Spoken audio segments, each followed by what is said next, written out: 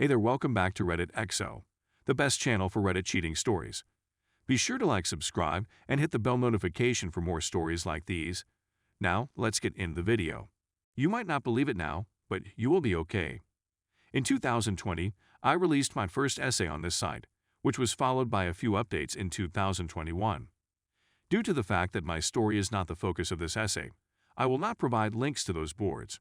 If you're interested in reading the remainder of my narrative, feel free to go over my previous posts. My presence on this site and the subreddit r/depression has been sporadic for some time. Most of the time, I'm lurking in the shadows, reading about other people's issues and solutions. Aside from that, I'm happy for having been able to read all of the words of encouragement that have been posted on these subreddits. It has shown to be really useful to me. Anyway, I was 13 years old when I first walked through the door of my family's house after school. With a stone-faced expression on his face and my mother crying in her chair, my stomach turned when I heard the most horrible, gut-wrenching sound I ever heard in my life. Her brother had just committed suicide as a result of his wife's extramarital affair. That day will be etched in my memory for the rest of my life. Grief had sliced me like a dagger from my mother's side. I had no intention of causing such distress to my family. As a result, even when my depression grew severe, I never contemplated ending my life. Nevertheless, the call of emptiness has been more frequent since my wife's infidelity was discovered. I could just shift my wheels slightly towards oncoming traffic and all of this suffering would go away. I could drive down the slope into the lake. It would be years before anybody spotted me. Alternatively, when a police stepped in front of me in line at the store and said, "Take his weapon," I responded. These recurring thoughts terrified the living daylights out of me. I understand that they are natural, yet I used to consume them on a regular basis. As a result, I started doing things to keep my mind busy. I picked up my camera and started shooting again. I went out fishing once again. My gaming session was resumed. Every Sunday, I made it a point to sit down with my father and watch football. I made a conscious decision to emerge from my pain cocoon and make a concerted attempt to meet friends at least once every week. I stopped letting the events of the past to dictate my current and future actions. My wife was having an extramarital affair. We are no longer legally married in the eyes of the law. That way of life is no longer available, and it will never be available again.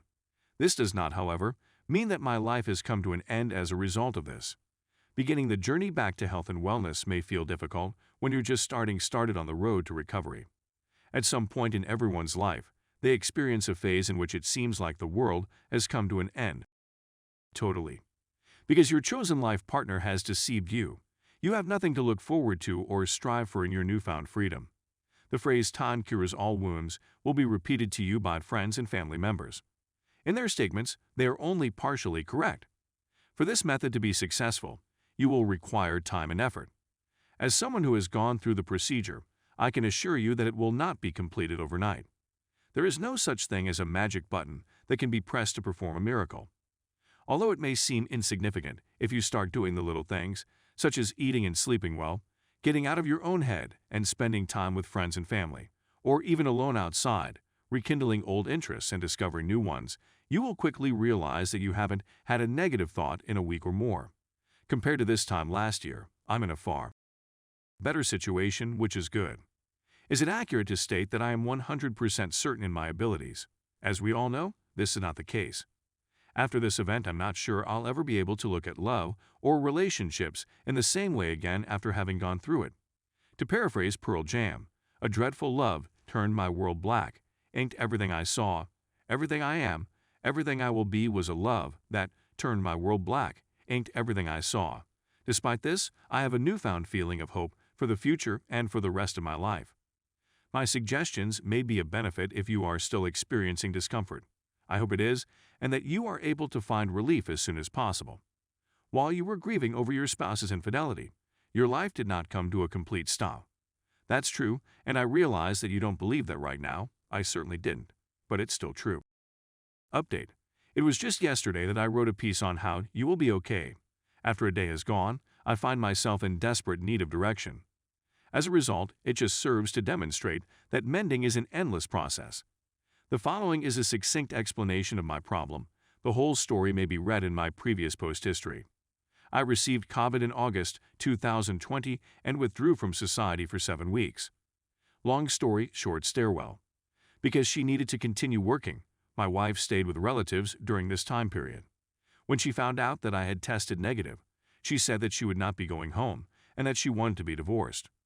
I later learned that she was having an affair with one of our employees, which I found quite disturbing. Someone who I've known for the last 12 years, to be precise. Previously, we had spent the preceding 8 years working at the same place of employment. My ex's AP left the company, where we both worked in early 2021, in order to preserve his marriage, and he finally ended his relationship with my ex as well. I've seen him at his new place of employment a couple of times since all of this occurred. I've given him a few sideways looks, but I've never said anything to him about any of it. Neither during nor after the procedure. My ex-AP wife's behavior would have made me more unhappy with her than with him if she had been a stranger. However, I've known him for the previous 12 years and consider him a friend. I've always considered him to be a good friend. We spoke about our families on a daily basis, and he was well aware of my feelings for my wife, despite the fact that he continued to her. No, I had no desire to confront him about any of this, especially given the fact that my life is developing and that chapter, in my perspective, has finally come to an end. However, today, a mutual friend phoned me and inquired as to whether or not I would be available to meet with my wife's AP. Please tell him that I wish. Telephone. We've been acquainted with one another for more than a decade. It would have taken me 2 seconds to call or contact me if he had started having relations with her. As I advised the friend, if the AP needs to speak with me to get over this and feel better, for closure, or for any other reason, he may come to my office and chat with me. Our friendship, however, has come to an end. I'm not going to be able to have a normal conversation with this individual. Did you happen to catch last night's game? Meanwhile, I couldn't stop thinking about how he had with the woman I loved at the time. I'm well aware that he's not fully to blame. However, he had a huge part in the destruction of what was, at the time, the best thing that ever happened to me. My romantic connection. My outlook on love and relationships has been forever impacted as a result of this experience. I'm not sure what he expects me to do for him. Forgiveness. It's not going to happen, believe me. At least, not for him the best in life, but that I have nothing to say to him, was my immediate reply. His health isn't great right now, and I shouldn't tell you about it.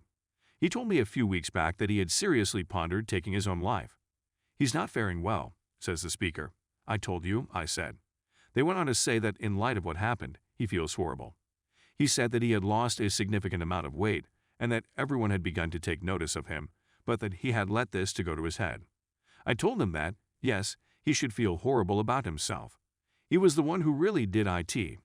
However, it goes without saying that I do not want him to commit suicide.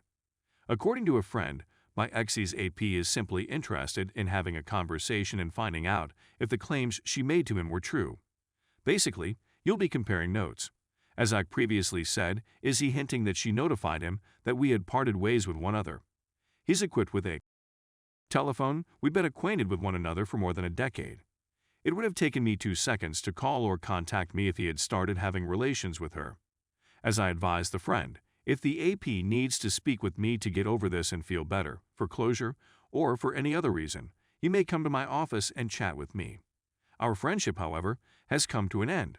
I'm not going to be able to have a normal conversation with this individual. Did you happen to catch last night's game?